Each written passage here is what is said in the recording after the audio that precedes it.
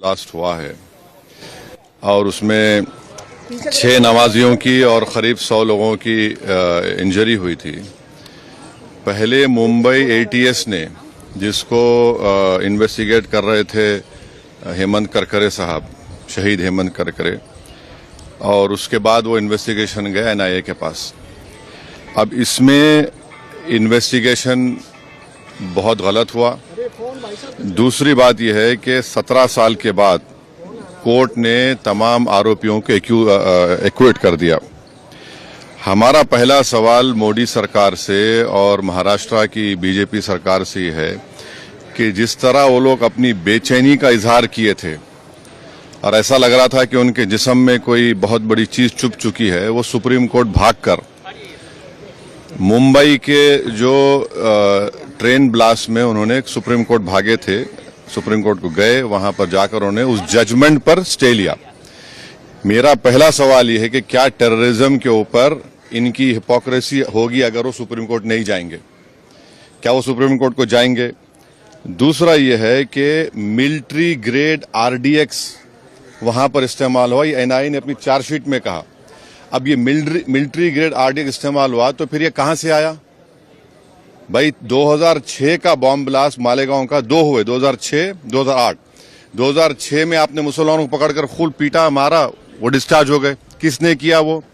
अब 2008 का ब्लास्ट फिर किसने किया? और तीसरा ये याद रखिए कि अगर साध्वी प्रज्ञा ठाकुर की मोटरसाइकिल पर ही वो बॉम्ब रखा गया आरडीएक्स मिलिट्री ग्रेड, और एनआईए ने कहा कि उनके पास नहीं था, वो 2 लोगों के पास था, रामजी कलसांगरे जो अभी तक गायब हैं, तो फिर ये हमको समझ में नहीं आ रहा। फिर मुंबई में जो ब्लास्ट हुआ था 1991 में, उसमें भी एक महिला के नाम पर एक वो गाड़ी थी, क्या बोलते हैं आपकी, मारुति वैन थी, जिसको ना चलाने आता था, उसको आपने कन्विक्शन दे दिया। ये हमको समझ में नहीं आ रहा। हाँ, सुन तो लीजिए ना। अरे भाई, आप लोगों को इतना तकलीफ क्यों होती है? अरे आप नहीं, आप खुल के बोल दीजिए कि आप अरे सुन तो लीजिए ना। आपको बड़ी पेट में दर्द क्यों हो रहा है? अरे ऐसा लगता है तो फिर अपनी बात कर लीजिए, अपने आकाशवाणी कर लीजिए। 2016 में रोहिणी सालियान ने क्या कहा था? मैंने नहीं कहा कि उन पर प्रेशर डाला गया कि वो सॉफ्ट जाए उसके ऊपर। फिर 2017 में चार्जशीट में एनआईए डालती है, साध्वी प्रज्ञा ठाकुर का नाम नहीं था उसमें। तो ये सब जो चीजें हो रही है, इसका अकाउंटेबल कौन है?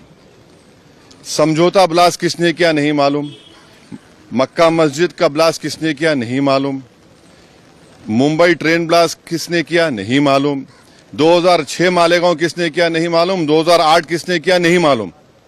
तो फिर कौन है? अगर वाकई में जिन लोगों ने ये किया है वो तो खुले फिर रहे हैं। फिर हम मोटा मोटा सवाल यही कर रहे हैं कि क्या मोदी सरकार, क्या महाराष्ट्र की सरकार सुप्रीम कोर्ट जाकर इस जजमेंट पर स्टे लगाएगी नहीं लगाएगी?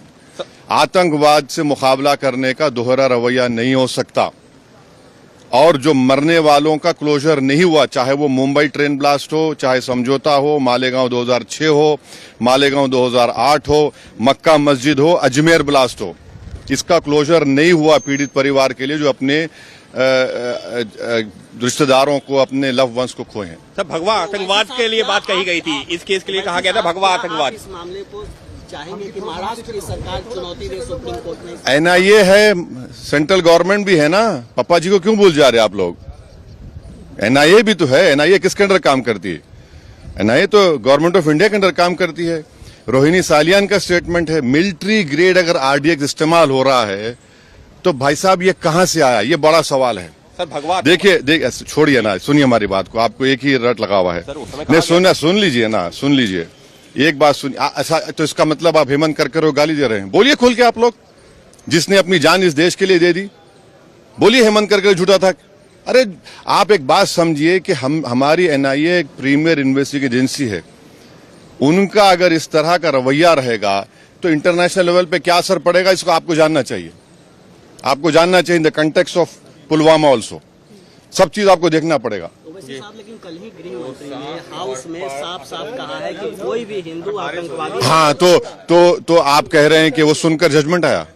मैं नहीं कह रहा हूं, आप कह रहे हैं, वही कहना चाह रहे हैं कि आप नहीं आप नहीं अरे छोड़िए ना।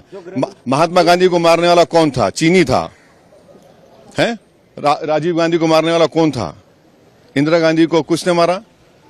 सब छोड़िए ना, आप लोग बहुत हम बोल सकते। ये हम आपको कह रहे हैं कि क्या भारत सरकार, मोदी सरकार, क्या महाराष्ट्र की सरकार, वो जो लोग मरे हैं, चाहे वो ट्रेन ब्लास्ट में हो, आपने चले गए सुप्रीम कोर्ट जाकर रुका दिया आपने, इनका क्या करेंगे? मालेगांव 2006 किसने किया, 2008 किसने किया? देखिए हम सच बात कह रहे थे, रहमत बरस रही है।